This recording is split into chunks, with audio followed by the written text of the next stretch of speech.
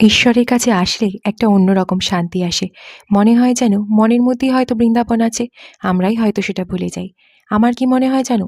মানুষ যখন মানুষকে ভালোবাসা দেয় না, দয়া, মায়া, স্নেহ করে, তখনই হয়তো সেখানে রাধাকৃষ্ণ চলে আসে। আমরা প্ল্যান করে এসেছিলাম বড় গোস্বামী বাড়ির রাধাকৃষ্ণকে দর্শন করে ওখান থেকে শান্তিপুরের প্যান্ডেলগুলোও দেখতে যাব। তাই সেখান থেকে বেরিয়ে পড়লাম শান্তিপুরের প্যান্ডেলের রাস উৎসব দর্শন করতে।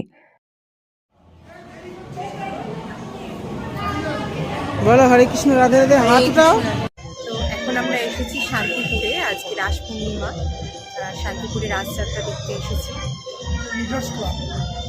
আর এখানে এই প্যান্ডেলটা এতটাই সুন্দর, তারাও তোমাদেরকে দেখাচ্ছি।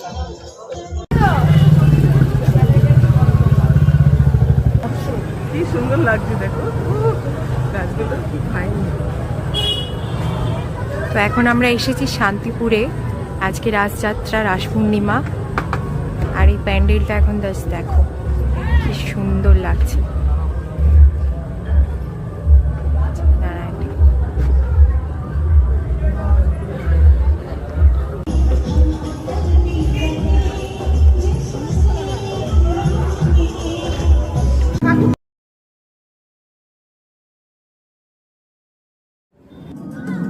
এটা হচ্ছে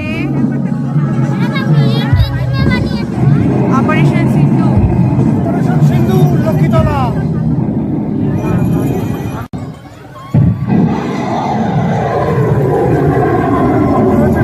মিশাই